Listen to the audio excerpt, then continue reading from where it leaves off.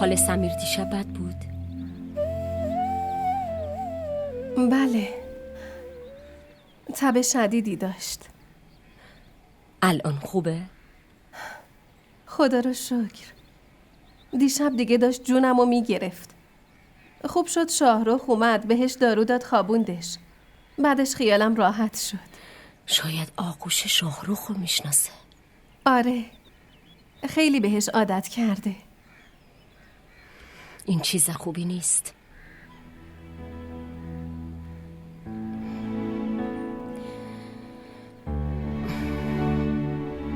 شاهرخ تا کی مشکلات تو حل کنه زویا؟ تا کی به امید شاهرخ زندگی میکنی؟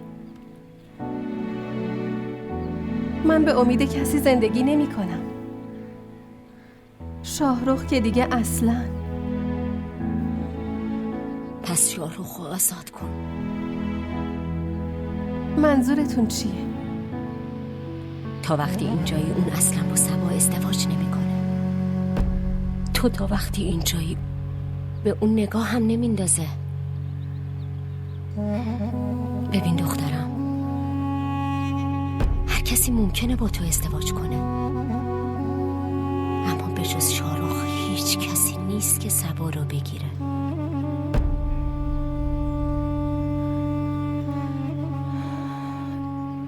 شاهرخ اسیر عشق توه. تا وقتی هم عاشقی که تو جلو چشمش باشی. من خیلی مستاصلم که اینا رو میگم. اونو آزادش کن. از اینجا برو.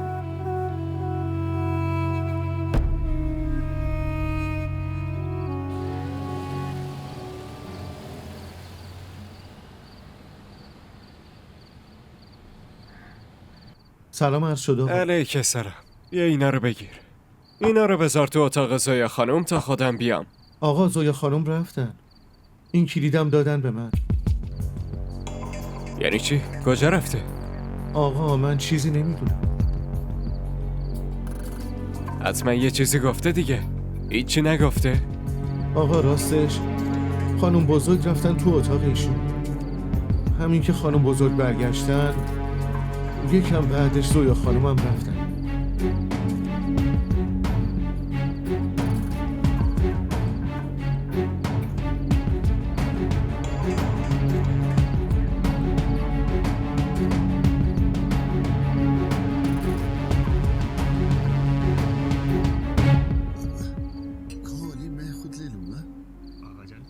مامان، زویا کجاست؟ خب حتما تو اتاقشه. نه اونجا نیست. من الان دیدم. وسایلش هم نیستن. مامان جایی رفته؟ چطوری میتونه بدون خبر بذاره بره؟ تو این شهر کسی رو نمیشناسه. من از کجا بدونم؟ من از دیروز ندیدمش. جدا؟ فاضل که میگفت رفته بودین اتاقش. آها آره، رفتم حال سمیر رو بپرسم ازش.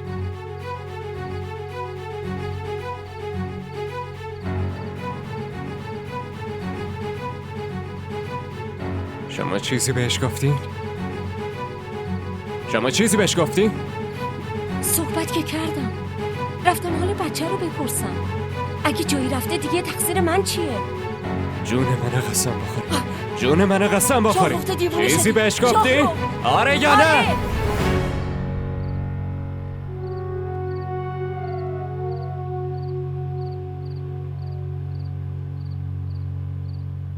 چی بهش گفتین؟ چی گفتین؟ بهش گفتم از اینجا بره، از زندگیت بره بیرون. اگه اون جلو چشمت باشه تو سبا رو هیچ وقت قبول نمی کنی شاهرخ. شاید الانم قبولش نکنم.